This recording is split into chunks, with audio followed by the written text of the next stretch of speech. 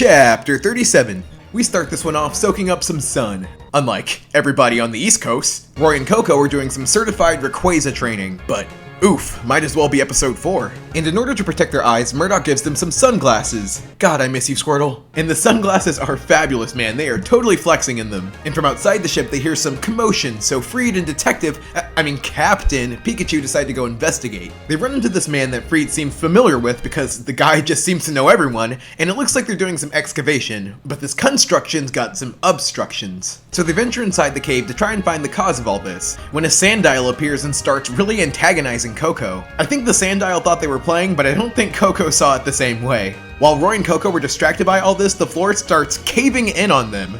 And Coco hopping on Roy cracks me up because I swear my dog would have done the same thing. Landing at the bottom, they discovered this sort of crocodile nest. Oh, so this is what you do with babies. Well, Mama Croc has got her methods, such as, turns out when baby Sandiles get rowdy, their mama crocodiles will use their own bodies to play a melody in order to calm them down. It's a neat piece of Pokemon trivia. I guess those sunglasses gave him a confidence boost because Roy suddenly and loudly makes his presence known. Him and Coco were really vibing with that rhythm and were like, hey, let us show you how it's done.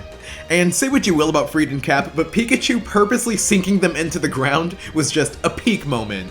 Inside, Roy's become real popular with the Crocs, practically putting on a whole concert for them. It's also a neat way to show that since Roy grew up around wild Pokemon, he would be pretty intuitive with them. Plus, Coco Croc gives them some common ground. In all this excitement, they use a move that Roy's never seen before, which impresses him even more, causing Roy to sincerely vouch to Freed for them.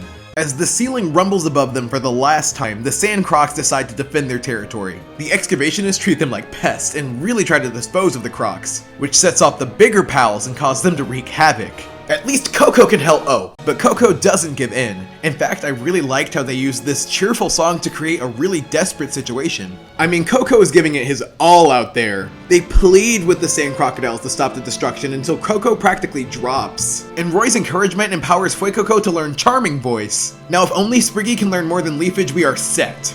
Thankfully, that voice reaches the crocodiles and calms them down. And while they're brainstorming, Roy actually thinks of a method to incorporate the crocodiles into the excavation. And they use his and Coco's own melody to complete the task. For, better or worse. Finally, they part ways with the crocodiles, and you can really appreciate the impact that Roy and Coco has left on them. Another pretty good episode.